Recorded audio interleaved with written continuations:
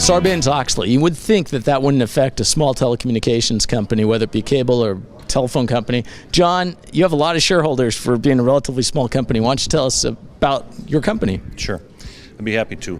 In 1996, when the Telecommunications Rewrite Act was written and created, we reacted to that legislation and the competition that was going to come to rural broadband and telecom in merging our two local companies.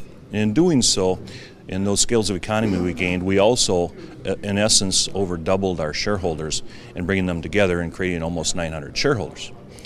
So if we fast forward 5 more years to the Enron and WorldCom debacle that left stakeholders and employees and investors in a very poor light, that they passed the Sarbanes-Oxley Act in 2002.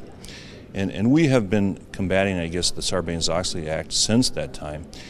We've taken initiatives to get our shareholders list down below 500. However, we do want to be community-based, and we want to have a large representation and be widely held and not be under 500. The Sarbanes-Oxley Act keeps the threshold that you will be publicly regulated by the Securities and Exchange Commission if you exceed 500 shareholders and $10 million in assets. Well, at the same time, we're being encouraged to invest in broadband and fiber optics, which we've done, so we've exceeded the 10 million a number of years ago. Now we're trying to deal with Congress in reducing our shareholdership and keep it below 500 and maintain that, but realizing that as our population ages, that they want to hand down their stock and to their heirs that they've had since 1908. So we can easily double our shareholdership and put us in and thrust us into the Securities and Exchange Commission public regulations and reporting requirements that we estimate it's going to be 1 to 1.3 million annually. Who wants to be a member and club of a rural broadband company that's going to have that kind of expense to it that in some years may wipe out our total net income? So we've been working with Congress and our representative, and the Congress has taken up initiative in the Jobs Act in 2012, and they did make an exception and created a definition of accredited shareholder at that time. And if you were an accredited shareholder, you could go up to 2,000 shareholders. The definition of accredited shareholder is over 1 million in net assets. So it really didn't help us any at all. So we're back lobbying. It's a very dire set of consequences for us and many other commercial businesses besides rural broadband providers that we're very concerned about, and we need to find some relief in it. In a lot of ways, I look at it that it was our federal government maybe overreacting to an issue, and now it's affecting how we do business. And instead of us investing in rural broadband and network, we're investing in ways to avoid being publicly held in SEC governance that really isn't going to serve our company very well. We've had good oversight from our shareholders, very respectful for the stockholders and stakeholders since 1908, and we have a very good track history. We expect that to continue without having Securities and Exchange Commission oversight and their costs associated with that. So, and what really makes this different is that the shareholders are of the community, and it's set up in such a way that no one shareholder can control the thing, right? No, good point. So many of our shareholders are our ratepayers, and many times there's concern about the rates that they're paying as the distribution or dividend that they get back from us.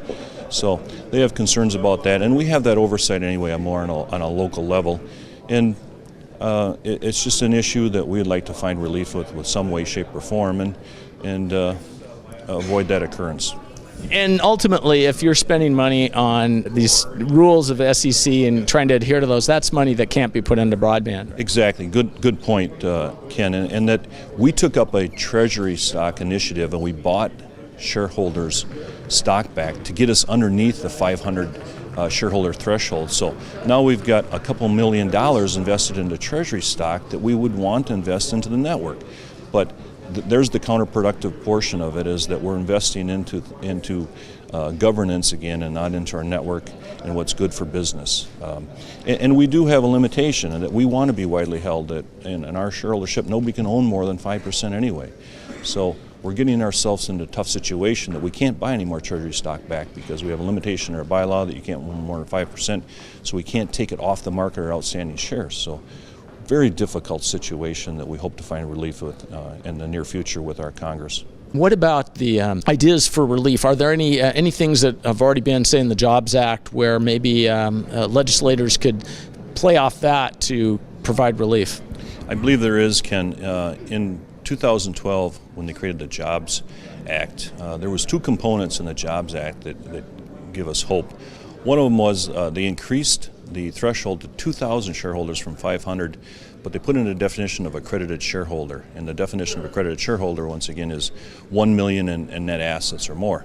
The other component I think is very important and may help us, and may be a precedence for rural broadband providers, is that the ABA, the American Bankers Association, had gotten an exception for community-based banks to be increased from 500 shareholders to 2,000.